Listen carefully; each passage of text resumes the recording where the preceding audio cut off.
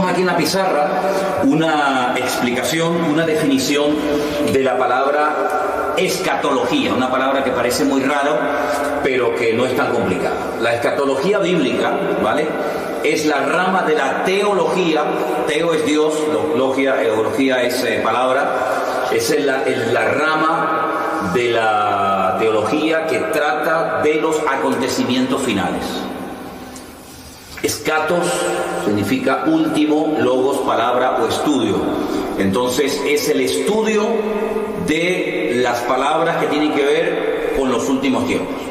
Yo sé que no es una palabra que se suele utilizar habitualmente en nuestro vocabulario de cada día, pero para que ustedes sepan que cuando hablamos de escatología no estamos hablando de nada raro, sino es la rama de la teología que estudia los acontecimientos finales. Hay parte de la teología que estudia la figura de Dios, hay parte de la teología que estudia la angelología, todo lo que tiene que ver con el mundo de los ángeles, los demonios y todo eso.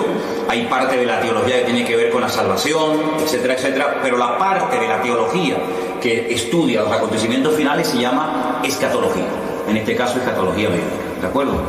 Entonces, es muy, muy importante que nos demos cuenta de un principio que funciona a la perfección. Y es que la Biblia se interpreta a sí misma.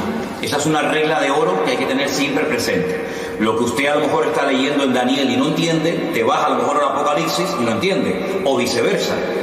Vamos a hacer una prueba antes de entrar ya en materia, explicar un par de capítulos muy fundamentales y necesarios de entender para poder entender el resto del tema de la escatología, para que ustedes se den cuenta lo importante que es entender otras cosas del libro de Daniel para poder interpretar adecuadamente el libro del Apocalipsis. Vamos a hacer un ejemplo. Vamos a ir, por ejemplo, al capítulo 13 del libro del Apocalipsis, el último libro de la Biblia, concretamente en el capítulo 13, los primeros versículos. Vamos a leerlos para los hermanos que nos están escuchando. Apocalipsis 13, del 1 al 2. Y se van a dar cuenta que si ustedes no tienen una base bíblica para poder interpretar estos textos, ustedes no van a entender absolutamente nada, que es lo que le suele pasar a mucha gente, que cuando se quieren meter a estudiar escatología bíblica, como no tienen una base, el libro de Apocalipsis les aburre y entonces lo dejan para más adelante porque no entienden nada. Apocalipsis 13:1 dice: me paré sobre la arena del mar y vi subir del mar una bestia. Fíjense el dato que nos da aquí. Tenía 7 cabezas y 10 cuernos, y en sus cuernos 10 diademas, y sobre sus cabezas un nombre blasfemo. La bestia que vi era semejante a un leopardo, sus pies como de oso y su boca como boca de león. Y concluye el versículo 2 diciendo que el dragón le dio 3 cosas: le dio poder, le dio su trono y le dio grande autoridad. Ahora, está bien claro que este animal no existe. No hay ningún animal que se parezca a un leopardo, pero que cuando observa sus pies es como un oso y cuando habla es como un león. Entonces uno dice, esto no se puede interpretar literalmente. Detrás de esto hay un lenguaje simbólico. Cada animal, cada cosa que aquí nos proporciona el texto tiene que significar algo, y como no sé lo que es ese algo, no entiendo el pasaje. Entonces lo que la gente hace es que lo descarta y lo deja para más adelante. Entonces lo primero que vamos a estudiar esta tarde es la figura o la imagen del rey Nabucodonosor. Y nos vamos al capítulo 2 del libro de Daniel. Leí estos versículos de Apocalipsis 13 para que os deis cuenta que si ustedes no entienden el pasado, no pueden entender el futuro. Entonces, en Daniel capítulo 2 es un capítulo extraordinario porque nos habla acerca de un sueño que el rey de Babilonia, en este caso Nabucodonosor, tuvo. Y entonces él dice que él quería saber su interpretación. Pero cuando él se reúne con todos los magos, sátrapas y adivinos de su corte, él les dice algo. quiero que ustedes me interpreten el sueño que he tenido, quiero saber lo que significa. Pero lo primero que quiero es que me digan qué fue lo que soñé.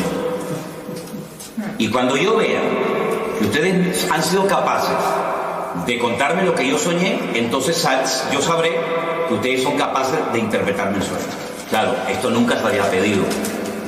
Las personas que estaban a su alrededor en la corte le dijeron: pero rey, ¿cómo te vamos a interpretar el sueño si no nos lo cuentas? Cuéntanos el sueño y nosotros te diremos lo que significa. Y él dijo: de eso nada.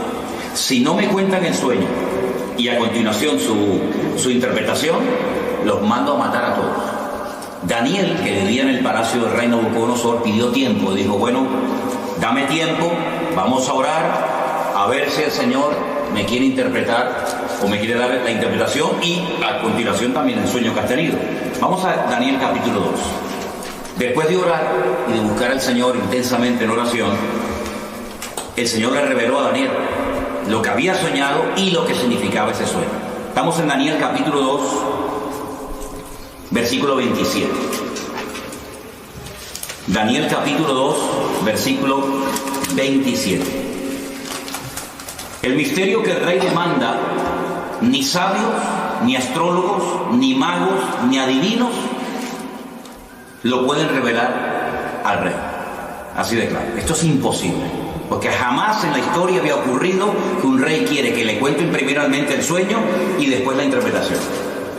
Pero hay un Dios en los cielos, el cual revela los misterios, y Él le ha hecho saber al rey Nabucodonosor lo que ha de acontecer en los postreros días.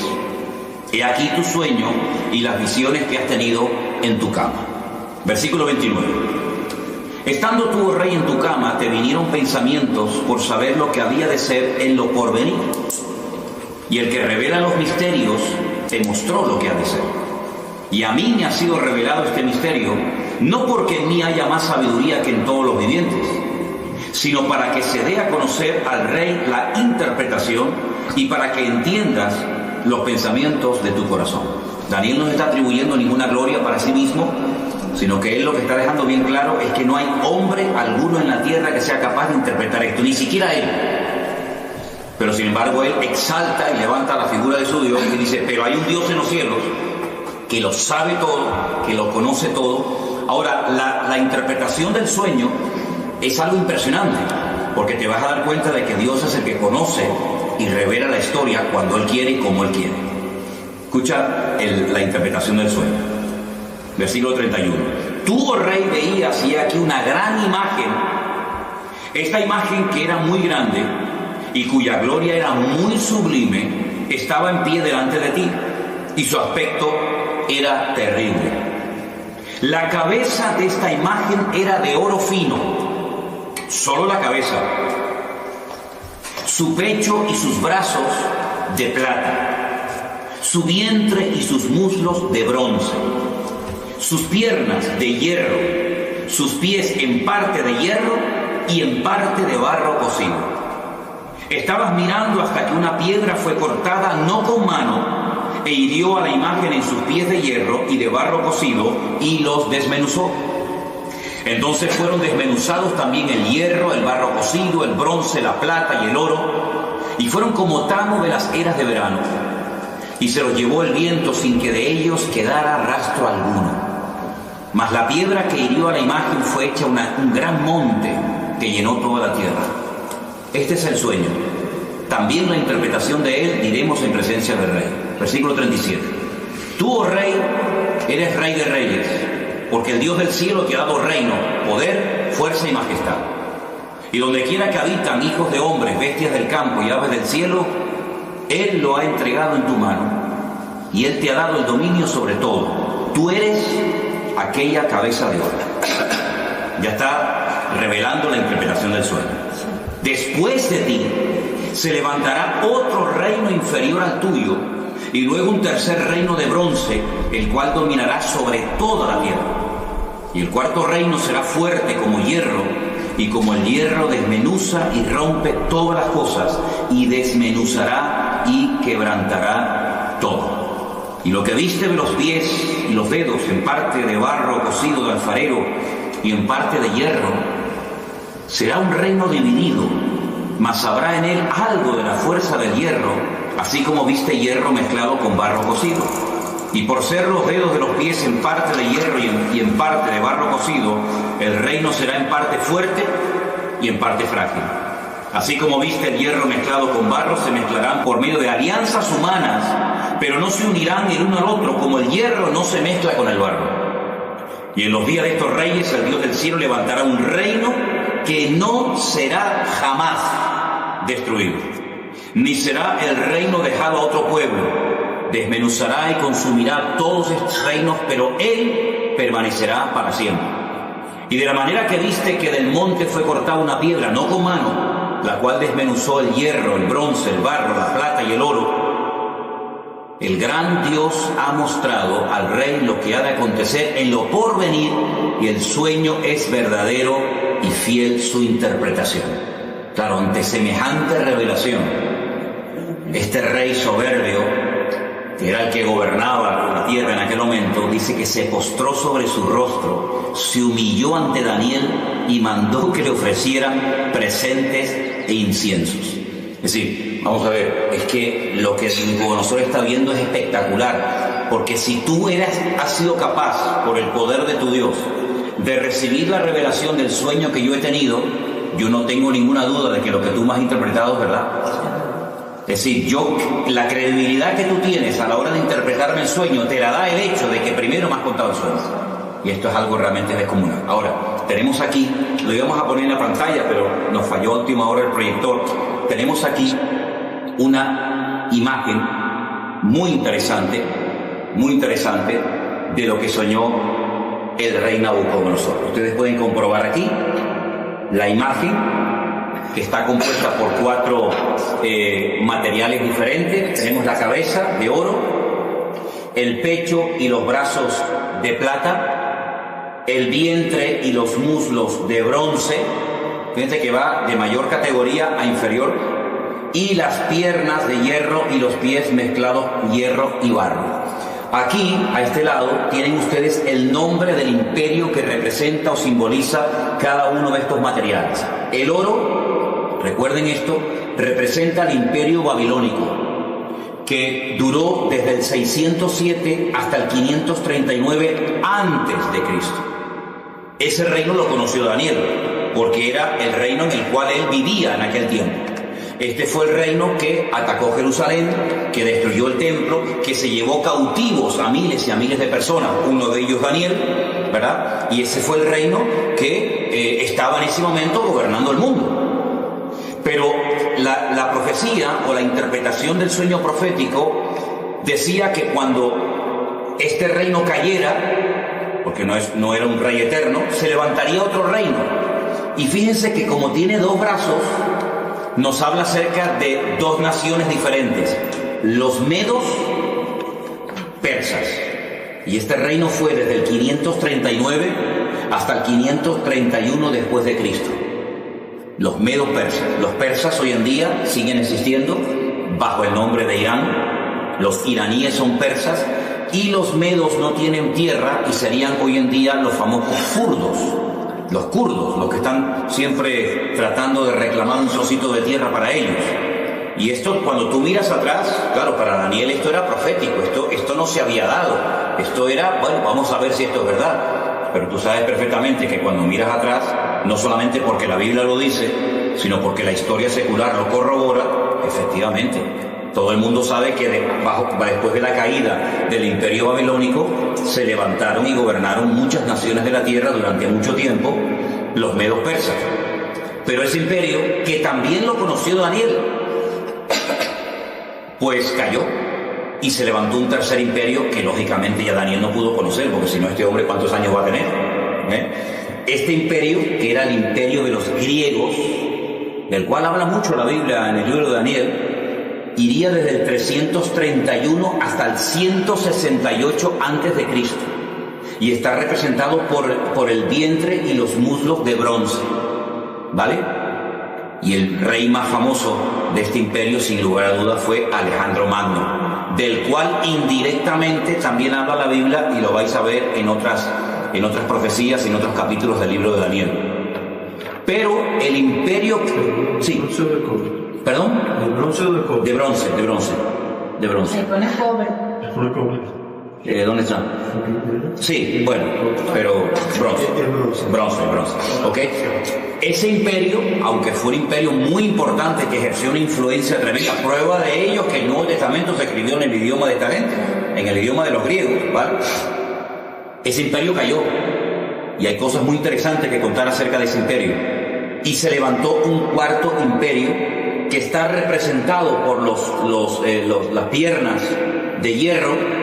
Y fue un imperio que casi duró 1000 años.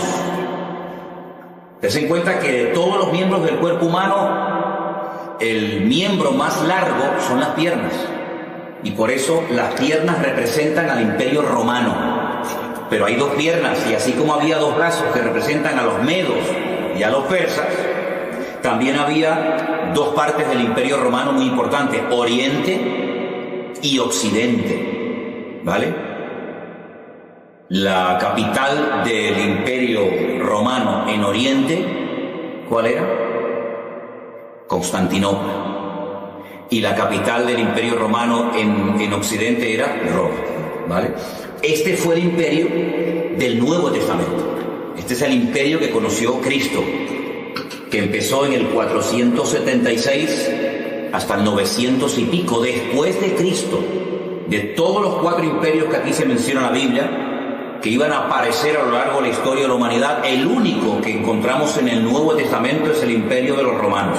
Estos 3 ya habían desaparecido en la época de Cristo. El babilónico, el medo-persa y el griego ya no existían, aunque lógicamente dejaron mucho de su influencia. Y bueno, todavía se pueden ver vestigios y ruinas y monumentos de estos imperios, pero que desaparecieron antes de Cristo. El Antiguo Testamento, la Tanaj, como se llama en hebreo, nos relata la historia del imperio babilónico, nos relata la historia del imperio medo-persa, pero no dice absolutamente nada del tercer imperio, que es el imperio de los griegos. No tenemos información en nuestras Biblias sobre el imperio griego, pero en el Concilio de Trento, siglo XVI, ¿vale? Concilio de Trento, siglo XVI, la Iglesia Católica, a través del Papa de turno, decidió por su cuenta y libre albedrío, meterle 7 libros más al Antiguo Testamento. Y uno de esos libros, yo les recomiendo que lo lean. Se llama Primera de Macabeos y Segunda de Macabeos. Por eso si alguien te dice, oye, ¿por qué la Biblia de ustedes tiene 66 libros y la de los católicos tiene 72? Es que ustedes le han quitado libros.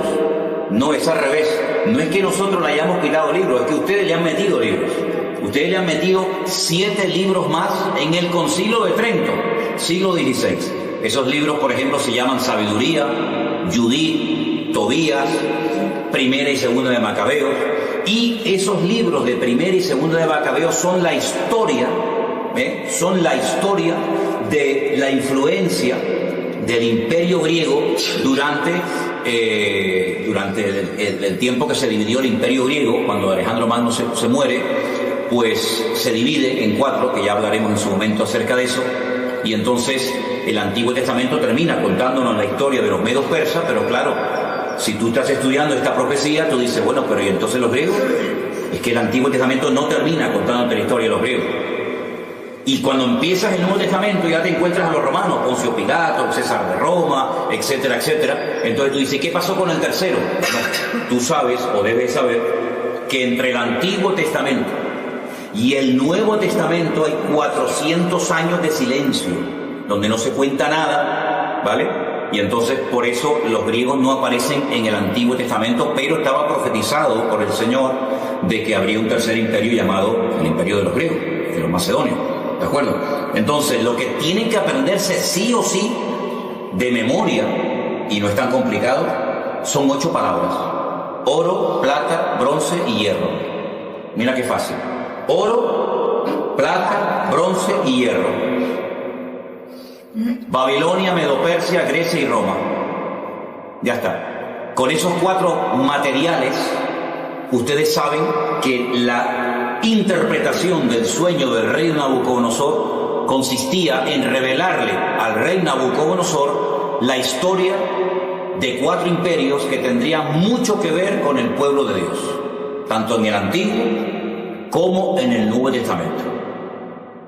Podríamos contar cientos de cosas de cada uno de los imperios. Por ejemplo, este imperio, el babilónico, fue el que destruyó el primer templo, por ejemplo, ¿vale? Fue el segundo imperio de los medos persas el que permitió la reconstrucción del segundo templo, por ejemplo, ¿verdad? Ahí está, en este segundo periodo, en este segundo templo, está la historia del famoso libro de Esther, donde está Asuero, donde está el rey Artajerjes, el rey Darío, ¿vale? El rey Ciro. Todo eso ocurre bajo el gobierno de los medos persas, el segundo imperio que hubo, ¿vale? Hay muchas cosas que se pueden contar acerca de cada uno de estos imperios. Fue el cuarto imperio el que, por así decirlo, inventó el sistema de muerte más despiadado y humillante del mundo, que es la crucifixión, y era el que estaba profetizado que emplearían con la figura de Cristo. Por eso el Mesías no podía haber nacido antes del Imperio Romano, porque prácticamente no existía la crucifixión, ¿vale? Fue el Imperio griego, con su cultura y su filosofía y su idioma tremendamente rico, el que utilizó el Señor para la traducción de la Biblia por primera vez. La primera vez que se tradujo la Biblia, el Antiguo Testamento, ¿vale? El Nuevo Testamento aún no estaba escrito, fue en el idioma griego. Y esa versión se conoce como la versión o la Biblia de la Septuaginta, porque se llevaron a 70 intérpretes de la Biblia a la ciudad de Alejandría, y allí se les pidió que tradujeran la Biblia, y esa primera traducción se llamó la Biblia de la Septuaginta, ¿de acuerdo? Ahora bien, esta imagen fue un sueño que tuvo el rey Nabucodonosor. Ahora pueden entender ustedes la soberbia de este rey cuando le dice Daniel: tu reino es solamente la cabeza de oro, pero cuando tu reino caiga, se levantará un segundo, un tercer y un cuarto imperio. Pero si ustedes siguen leyendo el libro de Daniel, se van a dar cuenta que en el capítulo 3, él manda a construir una imagen toda de oro, desde la cabeza hasta los pies, como diciendo: yo no reconozco, yo no acepto, por mucho que se haya humillado y por mucho que haya reconocido que el Dios de Daniel era el verdadero. Hay un momento en el que él reflexiona y dice: ¿cómo? Que va a haber un segundo imperio, un tercero y un cuarto. Eso nada. Él manda a construir una estatua de oro. Les voy a leer unos versículos simplemente del capítulo 3. El rey Nabucodonosor, verso 1, hizo una estatua de oro cuya altura era 60 codos, su anchura era de 6 codos. La levantó en el campo de Dura, en la provincia de Babilonia. Un atentado contra la revelación divina, como diciendo: toda la estatua va a ser de oro, porque mi reino va a durar eternamente y para siempre. Y ese fue el gran milagro de aquellos 3 jóvenes que dice la Biblia que no quisieron postrarse ante la imagen de oro y fueron arrojados dentro de un horno de fuego, y el Señor los salvó milagrosamente de la muerte. Y otra vez el rey Nabucodonosor cae de rodillas y reconoce que el Dios de estos chicos es el Dios verdadero. Pero bueno, vendrán otros momentos en los que demostrará su soberbia y su orgullo, porque a pesar de las cosas tremendas que está viendo, él sigue, como decimos aquí, R con su actitud, ¿no? De no querer reconocer las cosas. Entonces, queda claro la interpretación de este sueño, queda claro, ¿no? ¿Vale? Los 4 imperios ya forman parte de la historia, pero ¿qué es lo que ocurre? En el capítulo 2 del libro de Daniel es donde aparece este sueño con su correspondiente interpretación. Pero a su vez Daniel también tiene un sueño en el capítulo 7. Entonces vamos al capítulo 7 del libro del profeta Daniel y vamos a leer algunos versículos en esta tarde. ¿Los hermanos de Bélgica nos están escuchando bien? Ok, perfecto. Le mandamos un saludito a todos los hermanos de Bélgica. Y a todos los que nos están viendo de muchas partes, hermanos de Estados Unidos y de México y de muchos lugares, que el Señor les bendiga a todos. Daniel capítulo 7, y van a ver lo importante que es entender la interpretación de este sueño que tuvo Daniel para poder entender los primeros versículos que leímos en esta tarde de Apocalipsis capítulo 13, donde no se entendió nada, pero vais a ver qué importante. Daniel capítulo 7, voy a pedirles a algunos de ustedes que lea un versículo, yo leo el siguiente, pero tienen que leerlo fuerte porque estamos grabando, ¿de acuerdo? Daniel 7:1. En el primer año de Belsasar, rey de Babilonia, tuvo a Daniel un sueño. ¿Ven? Ya no está Nabucodonosor como rey, ahora es Belsasar, pero sigue estando el reino de Babilonia. Tuvo un sueño y visiones de su cabeza mientras estaban en su lecho. Luego escribió el sueño y relató lo principal del asunto. ¿Alguien que lea el versículo 2? Daniel dijo: miraba yo en mi visión de noche, y he aquí que los 4 vientos del cielo combatían en el gran mar. Versículo 3 dice: y 4 bestias grandes diferentes, la una de la otra, subían del mar.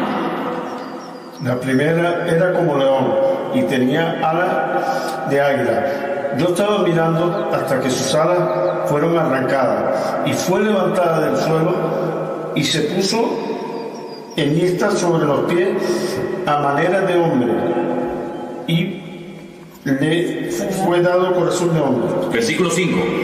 Y aquí otra segunda bestia semejante a un oso, la cual se alzaba de un costado más que de otro. Tenía en su boca 3 costillas entre los dientes y le fue dicho así: levántate y devora mucha carne.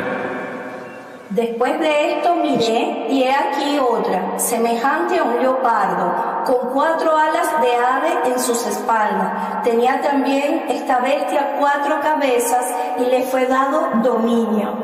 Después de esto miraba yo unas visiones de la noche, y aquí la 4ª bestia, espantosa y terrible en gran manera, fuerte, la cual tenía unos dientes grandes de hierro, devoraba y desmenuzaba, y las obras hollaba con sus pies, y era muy diferente de todas las bestias que vi antes de ella, y tenía 10 cuernos. Mientras yo contemplaba los cuernos, he aquí que otro cuerno pequeño salía entre ellos, y delante de él fueron arrancados 3 cuernos de los primeros. Y he aquí que este cuerno tenía ojos como de hombre, y una boca que hablaba grandes cosas. Estuve mirando hasta que fueron puestos tronos, y se sentó un anciano de días, cuyo vestido era blanco como la nieve, el pelo de su cabeza como lana limpia, su trono llama de fuego, y las ruedas del mismo fuego ardiente. Un río de fuego procedía y salía de delante de él. Millares de millares le servían, y millones de millones asistían delante de él. El juez se sentó y los libros fueron abiertos. Yo entonces miraba a causa del sonido de las grandes palabras que hablaba el cuerno, miraba hasta que mataron a la bestia, y su cuerpo fue destrozado y entregado para ser quemado en el fuego. Había también quitado a las otras bestias su dominio, pero les había sido prolongada la vida hasta cierto tiempo. Estamos en el versículo, ahora el 13. Miraba yo en la visión de la noche, y aquí con las nubes del cielo venía uno como hijo de hombre, que vino hasta el anciano de días, y le hicieron acercarse delante de él. Y le fue dado dominio, gloria y reino, para que todos los pueblos, naciones y lenguas lo sirvieran. Su dominio es dominio eterno, que nunca pasará, y su reino es uno que nunca será destruido. Se me turbó el espíritu a mí, Daniel, en medio de mi cuerpo, y las visiones de mi cabeza me asombraron. Me acerqué a uno de los que asistían y le pregunté la verdad acerca de todo esto, y me habló y me hizo conocer la interpretación de las cosas. Escuchen, estas 4 grandes bestias son 4 reyes que se levantarán en la tierra. Primer dato interesante, verso 18. Después recibirán el reino los santos del Altísimo, y poseerán el reino hasta el siglo, eternamente y para siempre. Entonces tuve deseo de saber la verdad acerca de la 4ª bestia, que era tan diferente de todas las otras, espantosa en gran manera, tenía dientes de hierro, uñas de bronce, que devoraba y desmenuzaba, y las sobras hollaba con sus pies. Asimismo, acerca de los 10 cuernos que tenía en su cabeza y del otro que le había salido, delante del cual habían caído 3, y este mismo cuerno tenía ojos y boca que hablaba grandes cosas, y parecía más grande que sus compañeros. Y veía yo que este cuerno hacía guerra contra los santos y los vencía. Hasta que el anciano vino y se hizo justicia a los santos del Altísimo, y llegó el tiempo y los santos recibieron el reino.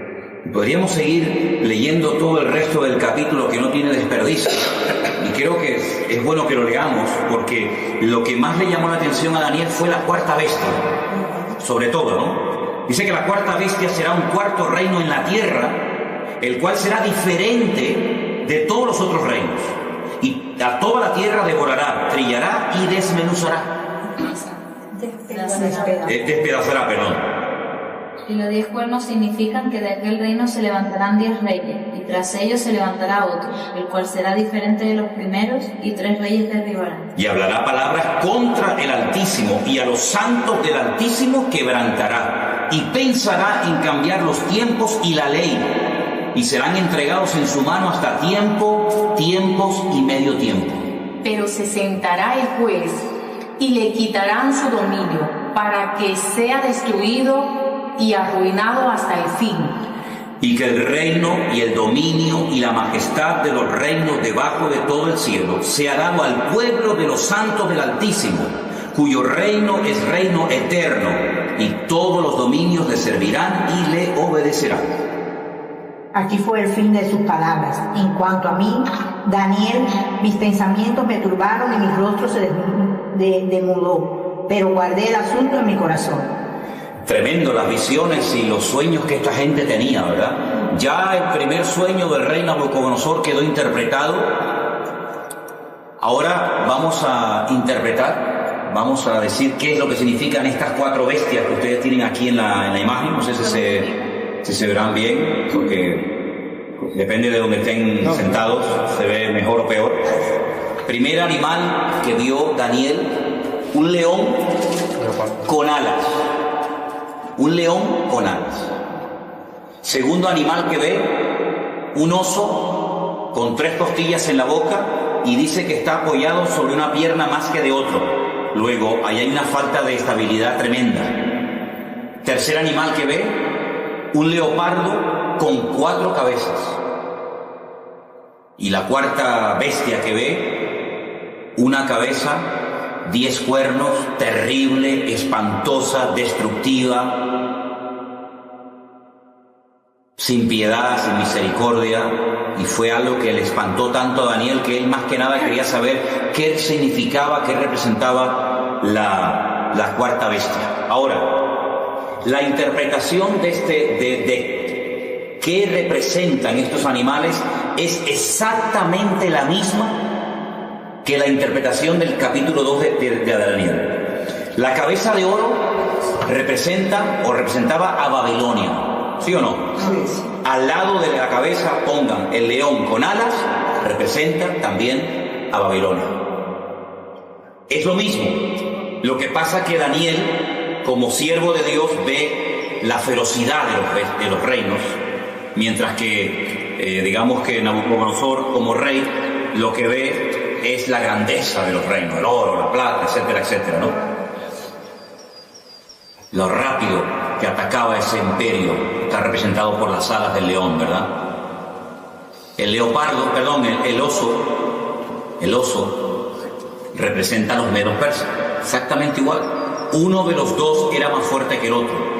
Los persas eran más fuertes que los medos, y por eso está apoyado sobre una pata más que de otra.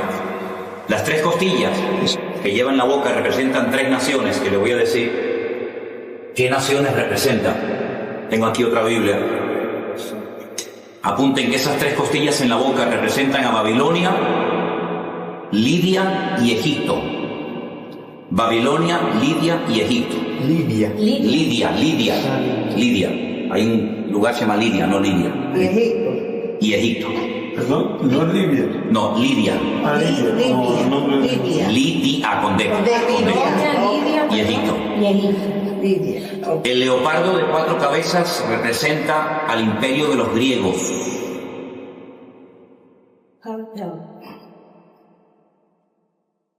El imperio de los griegos. Tengo que ponerle aquí al móvil batería, porque si no, no me voy a quedar sin batería. Un dato que les quiero dar, y apúntelo porque es muy importante tener en cuenta a la hora de querer interpretar correctamente la profecía. Las cabezas son imperios y los cuernos son naciones. Eso es un dato muy importante que tienen que tener en cuenta si quieren interpretar lo que es el tema profético. Las cabezas siempre son reinos y los cuernos naciones o pueblos, ¿vale? ¿Ok? Y la cuarta bestia representa a Roma, el imperio romano. Los 10 cuernos. 10 cuernos, pero una cabeza. Una cabeza. Esa misma bestia la van a ver en el Apocalipsis con los 10 cuernos, pero con 7 cabezas, en vez de con una. ¿Vale?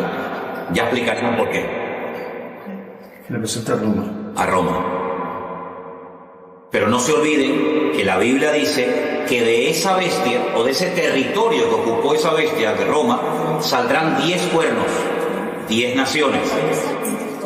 Y de esos 10 cuernos sale uno, que es lo que llaman el cuerno pequeño, que hablaba blasfemias contra los santos del Altísimo, que le hacía guerra a los santos del Altísimo y los vencía. Ahora, en ese momento, los santos del Altísimo no eran los cristianos. La iglesia ni existía. La iglesia ni había nacido. Estamos cientos de años antes de Cristo, ¿vale? Por lo tanto, está haciendo una referencia directa a los ataques que recibirían los santos en aquel momento, que era el pueblo de Israel, ¿vale? Para saber ubicar cada cosa en su sitio. Entonces tenemos el oro y el león con alas es Babilonia. Es lo mismo, sí, pero visto desde dos puntos de vista diferentes. Uno como estadista, que es lo que era el rey Nabucodonosor, otro como profeta. El leopardo, perdón, el oso es medo-persa, exactamente igual que la plata del pecho y lo de los brazos. El bronce, que representa a los griegos, está representado por el leopardo de 4 cabezas. ¿Por qué? Porque cuando muere Alejandro Magno, su imperio se divide en 4. Apunten estos 4 nombres, son un nombre un poquito raro, pero es bueno que los anoten. Lisimaco, Seleuco, Ptolomeo y Casandro. Lisimaco, repito, sí, voy despacio, perdón. Lisimaco, me hacen así los hermanos. Lisimaco, Seleuco, Ptolomeo y Casandro. ¿Eso qué era? Eso eran los 4 generales que se repartieron el territorio que le perteneció a Alejandro Magno, que muere a la edad de 30 años cuando él intenta reconstruir la ciudad de Babilonia. ¿Ok? ¿Puedes repetir el tercero? A ver, Ptolomeo, Casandro, Seleuco, Silimac, sí, pero Ptolomeo, Casandro, Seleuco y Lisimac. Recuerden ese nombre Seleuco, porque ustedes van a oír mucho del imperio griego, que tiene que ver mucho con Israel, de los famosos seleucidas. Los seleucidas, cuando ustedes vayan a leer en la Biblia católica esos libros de historia de Israel que le añadieron, como dije antes, en el siglo XVI, Concilio de Trento, al Antiguo Testamento, ustedes van a encontrar un personaje terrible, llamado Antíoco Epifanes. Ese era un seleucida, porque el imperio romano se dividió en 4 y la parte que a él le correspondió era la parte que conocemos hoy en día como Israel. Y este es el que coge un cerdo y lo sacrifica en el altar en el templo de Jerusalén. Porque podríamos hablar mucho, largo y tendido, acerca de las estrategias de estos 4 imperios. Por ejemplo, el primero destruyó el templo. Él no quería que hubiera ningún templo más que el de ellos. Pero el segundo imperio manda a construir el templo. El tercer imperio no lo destruye, pero lo profana. Y el cuarto imperio lo vuelve a destruir. Entonces son las distintas estrategias de Satanás a lo largo de la historia de cómo él ataca al pueblo de Dios. Uno lo destruye, a otro intenta que se asimilen a la cultura de los griegos. De hecho, el templo en la época de los griegos se había convertido en una especie de gimnasio, donde tenían sus ídolos y sus estatuas, ¿se dan cuenta? Entonces todo esto es muy interesante que lo sepa. Y la cuarta bestia es nada más y nada menos que Roma, ¿sí? Vamos a ponerles aquí a los hermanos para que sigan viendo el estudio, ¿ok? De acuerdo. Les voy a poner aquí una imagen. Aquí tienen ustedes, por ejemplo, ¿ves? Al oso, ¿veis? El oso con las tres costillas en la boca representa a los medos persas, ¿sí? Vamos a ver si puedo ponerles otras imágenes, porque a veces, como dice el refrán, una imagen vale más que 1000 palabras, ¿no? Tenemos, por ejemplo, miren esta imagen de aquí tenemos el león con las alas. ¿Quién era el león con las alas? Babilonia, ahí lo tenemos. Bueno, en algunos lugares, aquí en Santa Cruz, hay edificios que en lo alto tienen un león con alas. De hecho, hay una compañía de seguros. Hay una compañía de seguros que su símbolo es el león con alas. Y hay edificios de los antiguos masones en Santa Cruz de Tenerife que aparecen en las fachadas y en las azoteas leones con alas, porque se identifican con el imperio de Babilonia. La palabra Babilonia viene de Babel, que significa confusión. Esa famosa torre de Babel, allí se estaba construyendo. ¿Y cuál era la capital en aquel tiempo de esta gente? Pues era Nínive, a donde quería mandar el Señor a su siervo, el profeta Jonás, ¿no? Entonces, vamos a ir otra vez a Apocalipsis capítulo 13 y vamos a cambiar las palabras que aparecen ahí por los nombres de los imperios. Y vas a ver cómo lo vas a entender ahora perfectamente. Al principio, Apocalipsis 13, 1 y 2, lo leímos y nadie entendió nada. Ahora vas a ver que lo vas a entender perfectamente con esta pequeña explicación que te da. ¿Alguien que me lea los 2 primeros versículos, por favor? Me paré sobre la arena del mar y vi subir del mar una bestia que tenía 7 cabezas y 10 cuernos, y en sus cuernos 10 diademas y sobre sus cabezas un nombre blasfemo. Ok, ahora vamos a sustituir el nombre de los animales por los imperios que representan. Vuélvelo a leer otra vez, por favor. Ustedes allí en Bélgica y los hermanos que nos ven por ahí, inténtenlo hacer en casa, pero cambiando el nombre del animal y sustituyéndolo por el imperio que representa o simboliza. Ok, otra vez. Me paré sobre la arena del mar y vi subir del mar una bestia.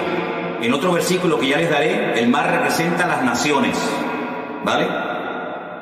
Tenía 7 cabezas, 10 cuernos. En sus cuernos 10 diademas, sobre sus cabezas un nombre blasfemo. Y la bestia que vi era semejante a... Un leopardo. ¿Y quién es el leopardo? Imperio griego. Griego. Griego. La bestia que vi era semejante, se parecía a un griego. Sus pies, es decir, la forma como se movía, la forma como actuaba, era como de un persa, de un medo persa. Y la forma como hablaba o se comunicaba o se expresaba como un babilónico. Entonces hay una mezcla, porque ven que el león es Babilonia, el leopardo es Grecia, el oso son los medos persas y la bestia ese es Roma. Pero ahora ya no es un animal el que representa un imperio, sino que ahora es una mezcla, lo que representa a esta última bestia, y esta bestia de la cual se está hablando aquí en Apocalipsis 13 es el anticristo. En Apocalipsis capítulo 13, ya lo estudiaremos en su momento, se habla de 2 personajes, una bestia que es el anticristo y otra bestia que es el falso profeta, otro personaje completamente diferente. Digamos que el anticristo va por la línea política, es el político de turno, el que gobierna, y el falso profeta es el que se encarga, digamos, de lo religioso, de lo espiritual, por decirlo de alguna manera. Entonces uno dice, bueno, si el anticristo o la bestia, como se lo llama en el Apocalipsis, es semejante a un leopardo o a un griego, uno tiene que indagar y estudiar fuera de la Biblia cómo era el estilo de vida de la gente griega. Y uno dice, era gente que le daba una importancia tremenda al aspecto físico. Miren la cantidad, yo no sé en otros países, pero alrededor de nuestra iglesia hay 7 gimnasios y todos llenos. Es decir, es un hombre que le va a dar una importancia tremenda a la imagen, al aspecto físico. Es interesante. Una persona que se va a cuidar, una persona que va a dar una imagen atractiva, una imagen llamativa, porque así eran los griegos, se cuidaban hasta decir basta. Pero cuidado porque eran bisexuales, la mayoría de los griegos, les gustaba tanto a las mujeres, como los hombres, como los niños, como los animales, como lo que apareciera. Estamos viviendo unos tiempos donde hoy en día hay mucha gente que dice, no, a mí me gustan las mujeres, me gustan los hombres, terrible. Eran hedonistas, es decir, el placer como meta, el placer como objetivo, pasarlo bien, disfrutar de la vida, sean drogas, sea sexo, sea lo que sea, así eran los griegos. Eran gente culta, la cuna de toda la filosofía tiene su origen en Grecia, eran gente culta, no eran estúpidos, no eran ignorantes, eran gente culta. Luego sabían expresarse, sabían hablar. Lean los discursos ustedes de Platón, de Aristóteles, de Sócrates, eso es alucinante, la riqueza del vocabulario, ¿verdad? La demagogia que utilizaba aquella gente, la oratoria que tenían, todo eso lo va a tener este tipo, ¿verdad? Porque se va a parecer a un griego. Pero además dice que sus pies, su forma de actuar era como de un oso. Y los osos son los persas. Oigan hablar ustedes a los persas, te cautivan. Hablan así, muy suave. No es como los árabes que hablan muy brusco, muy cerrado, muy bruto el idioma, ¿no?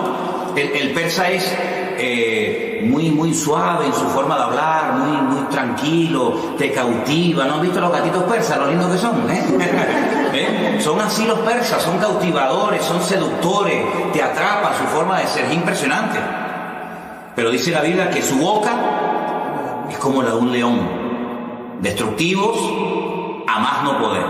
Entonces te das cuenta que es una mezcla de culturas, es una mezcla de pueblos, de influencias del pasado. Te das cuenta lo importante que es saber lo que significan los animales del Antiguo Testamento, porque si no te enteras a la hora de interpretar el Nuevo. Pero hay un dato muy importante. La última parte del versículo 2 dice que el dragón, y el dragón en la Biblia, ¿quién es? Satanás. Es uno de los muchos nombres que recibe Satanás en la Biblia. Dragón, Satanás, diablo, serpiente antigua, etc. El dragón o Satanás le dio poder, su trono, una sede de gobierno y grande autoridad. Sería interesante preguntarnos dónde está la sede de gobierno mundial, o por lo menos europea, de Satanás hoy en día. Porque cuando estudiemos las iglesias del Apocalipsis, ustedes van a ver que hay un mensaje a una iglesia, y a esa iglesia le dice el Señor: yo sé dónde ustedes tienen su congregación. Ustedes tienen la iglesia, ustedes se congregan donde hoy por hoy Satanás tiene su trono. Pero Satanás no tiene hoy en día su trono allí. Entonces tú te vas a dar cuenta de que las naciones que se van a unir en los últimos tiempos para apoyar al anticristo son naciones que surgen del antiguo territorio del Imperio Romano. Y entonces uno tiene que estudiar la historia y preguntarse, ¿y los romanos qué parte del mundo conquistaron? ¿América? No. ¿Oceanía? Tampoco. Los romanos conquistaron toda Europa, todo el norte de África y Oriente Medio. Por eso ven dos piernas, porque una pierna representa un continente y la otra pierna representa la otra parte.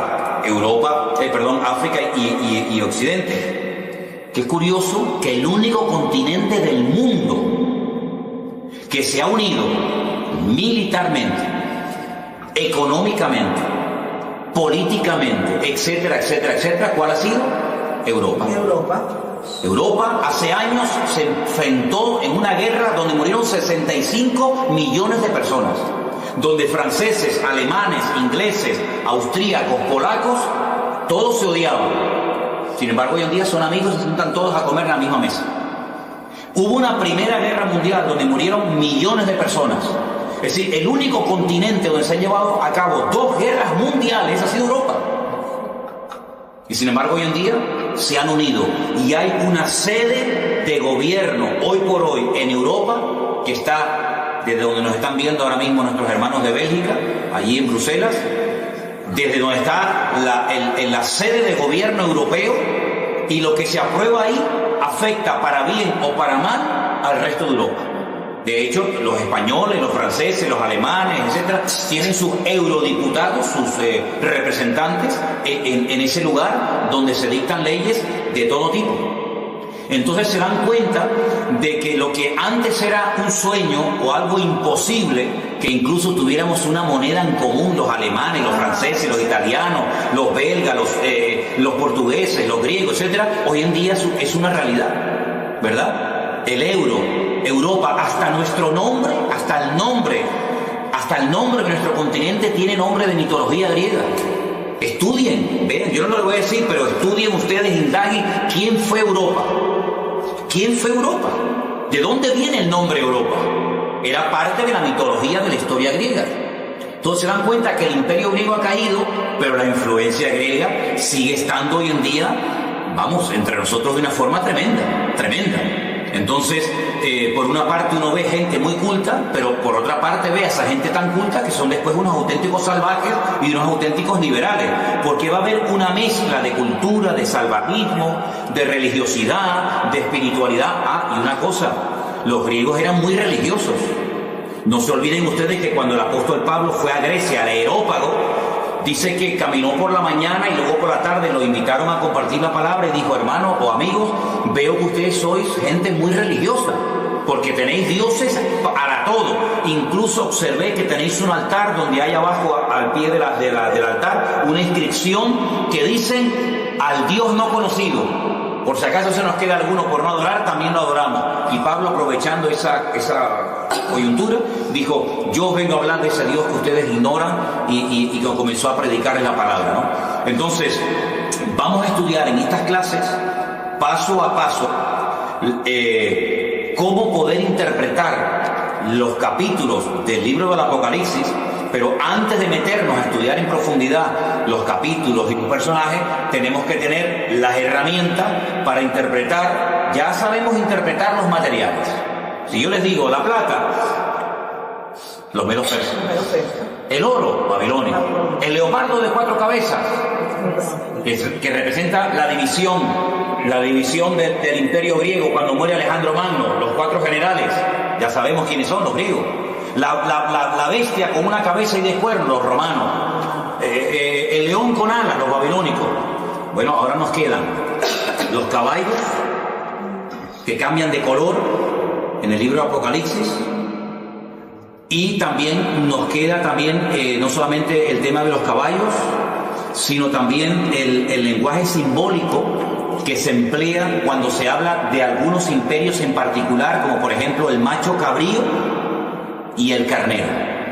Eso lo vamos a ver la próxima semana, cómo hay una batalla entre el macho cabrío y el carnero, cómo se enfrentan el uno al otro, cómo hay un cuerno que le crece de una forma enorme, de una forma desproporcional. Todo eso lo vamos a ir viendo, porque el libro del Apocalipsis está escrito en un lenguaje simbólico y hay que dominarlo. Pero luego una cosa que yo creo que es fundamental es, después, con toda esta información, saber poner cada pieza en su lugar. Es decir, todo el mundo ha oído hablar algo del anticristo, de la marca de la bestia, del falso profeta, de Armagedón, ¿vale? Ahora, con todas esas piezas, ¿dónde va cada una? ¿Qué es primero? ¿Los sellos? ¿Las copas? ¿Las trompetas? ¿El caballo negro? ¿El caballo blanco? ¿El amarillo? ¿Qué va primero? ¿La marca de la bestia o el arrebatamiento de la iglesia? ¿Qué va segundo? ¿La gran tribulación? todo eso hay que saber ponerlo en su sitio, y la próxima semana, Dios mediante, vamos a poner aquí en la pizarra, vamos a hacer por orden los acontecimientos. Vamos a dar algunos versículos, como mínimo 3 por cada acontecimiento, para que ustedes puedan demostrar, yo creo en esto, por esto, porque lo dice la Biblia, y aprendernos el orden y explicar cada uno de esos acontecimientos, ¿de acuerdo? Entonces, yo quiero darles lugar ahora para que si hay alguna pregunta de lo que yo he explicado esta tarde, que es básico y elemental para poder profundizar en otros textos de la Biblia, cualquier pregunta que tengan, la hagan ahora, que quede grabada, que también quede grabada la respuesta, y así de esa manera, pues, si algo no ha quedado lo suficientemente claro, que lo pregunten ahora, ¿de acuerdo? A ver, ¿alguien tiene alguna pregunta sobre el material que hemos dado en esta tarde? Por favor, con toda libertad, la pueden hacer ahora, ¿sí? Pastor, los 4 generales que cuando Alejandro Magno, que se separaron, ellos también, por supuesto, ellos formaron parte de lo que es ahorita Europa. Entonces, ¿cuáles fueron los sitios donde ellos se establecieron? Muy buena pregunta. Los 4 generales que se encargaron de administrar el territorio que había sido previamente conquistado por Alejandro Magno, se repartieron diferentes zonas. Unas zonas tocaba Europa, yo lo voy a decir exactamente el próximo día, ¿sí? Otros tomaron territorios de África, otros territorios tomaron, por ejemplo, lo que sería Palestina y Siria y Jordania. Entonces eso es muy importante porque de uno de esos cuatro viene el anticristo. Y eso es muy importante porque nosotros tenemos que saber el anticristo qué características como humano tiene. Yo sé que hay películas en Hollywood donde aparece Satanás teniendo relaciones sexuales con una mujer y nace el anticristo. Eso son películas. El anticristo tiene padre y tiene madre. El anticristo es un político de carne y hueso que se dará a conocer, que tendrá un poder tremendo, una influencia tremenda a nivel mundial, que tendrá apoyo militar, apoyo económico, apoyo político de muchas naciones, y que va a llevar en un principio a muchas naciones, digamos, a la prosperidad, a la abundancia, etcétera, pero que al final quebrantará todos los pactos y acuerdos y convenios que previamente había firmado y establecido, incluido uno con el pueblo de Israel, ¿verdad? Les traicionará y entonces se volverá el peor gobernante de todos los tiempos, con matanzas y con guerras y con injusticias tremendas, ¿no? Pero muy importante la pregunta que tú has hecho, porque tenemos que saber esos 4 generales qué territorio dominaban. Por eso dije antes los famosos seleucidas, los seleucidas, la famosa guerra de los asmoneos, la famosa guerra de los macabeos. La palabra macab significa en hebreo martillo. Los macabeos eran los que golpeaban, los que intentaban golpear y destruir al imperio de los griegos, que por un tiempo lo consiguieron, cuando volvieron a consagrar el templo de Jerusalén. De ahí viene la famosa fiesta de Hanukkah y todo eso, que ya lo explicaremos en su momento. Pero la próxima semana te digo exactamente el territorio que ocuparon, ¿de acuerdo? ¿Alguna pregunta que ustedes quieren hacer, o los que se están viendo en directo quieren hacer alguna pregunta sobre la clase de hoy? Quiero que quede bien clara la interpretación, la explicación de Daniel 2 y Daniel 7. Por hoy, con eso, nos podemos dar por satisfechos, y ya la próxima semana, si Dios quiere, estudiaremos las otras partes. Ahora, finalmente quiero mostrarles esta imagen, que ya es una mezcla de los diferentes imperios que ustedes ya conocen. Aquí está la bestia con los 10 cuernos. Ven que tiene algo del oso, ven que tiene algo del leopardo, ven que tiene algo del león. Es una forma simbólica de describir la naturaleza y la esencia de este personaje siniestro llamado el anticristo. ¿Vale? A través de figuras de animales te dice cómo es esta persona. ¿Vale? Dime. Eso no te... Esto es simplemente una imagen, una representación de cómo va a ser el anticristo, un ser humano, con nombre, apellido, con pasaporte, con huellas digitales, con padre, con madre, todo. Lo que pasa, ¿cómo describir a ese personaje? ¿Cómo podemos describir su forma de actuar, su forma de pensar, su forma de reaccionar? Bueno, pues a través de aquellos animales que en el Antiguo Testamento representaban imperios que existieron, y entonces se hace una especie de mezcla de esos animales para describir cómo es su naturaleza como persona. ¿Sí? ¿Quedó claro? ¿Sí? ¿Ok? ¿Alguna pregunta más? La otra bestia y el dragón iban por separado, pero tendrán, claro, estarán interconexionados con... Totalmente. Sí. La primera bestia del Apocalipsis 13, que surge del mar, dice en el versículo 1, vi subir del mar una bestia, y la describe. La otra, la del versículo 11, dice, después vi otra bestia que subía de la tierra, y tenía cuernos semejantes a los de un cordero, pero hablaba como un dragón. Son dos bestias diferentes, pero están, vamos, totalmente unidas, vinculadas, se apoyan mutuamente, porque dice que esta bestia, el falso profeta, como se le llama, hace que adoren y que sigan a la primera bestia, pero lo curioso es que después la primera bestia destruye a la segunda bestia. Primero se apoyan y luego se matan entre ellos, que es lo que muchas veces hemos visto. Los cananeos, aquellas 7 naciones de Canaán, eran los filisteos, los amorreos, en fin, todas las naciones se odiaban, se mataban entre ellos, pero cuando tenían un enemigo en común, se unían para hacer fuerza, para pelear contra Israel, pero luego después entre ellos se mataban, y entre ellos se odiaban, ¿no? Como por ejemplo pasa hoy en día en el mundo árabe, que se odian entre ellos, se matan entre ellos, pero luego cuando tienen que pelear con un enemigo más poderoso que ellos, se unen, pero es como el barro con el hierro, que dice que así como no pega, se quieren unir naciones que tienen un enemigo en común, pero en el fondo no dejan de odiarse, ¿no? Y de matarse el uno al otro, ¿no? Tremendo. ¿Vale? Por ejemplo, sí. En este caso, ahora se va a firmar el 14 de mayo, que se cumple justamente el tiempo de independencia de creación de Israel, ese movimiento ecuménico que se está haciendo con que se quiere firmar ahora en mayo con el Papa, el Vaticano. ¿No sería simbólicamente la representación así de este falso profeta? Bueno, vamos a ver en la Biblia qué nos dice la Biblia acerca del falso profeta. La Biblia nos habla muchísimo, nos da datos muy interesantes, porque claro, vamos a ver, uno dice, bueno, el anticristo, vale, tiene que venir. Pero bueno, ¿cómo reconocemos a este señor si ya está, si no está? ¿De dónde tiene que venir? ¿Cómo es? ¿Cómo no es? La Biblia te da un montón de información, porque si no, ¿para qué me dice que va a venir el anticristo si no me dice cómo va a ser y cómo tengo que reaccionar? El falso profeta. Sí, va a venir un falso profeta y tal, que parece un cordero a priori, pero que luego cuando habla es un demonio. Pero ¿cómo puedo reconocerlo?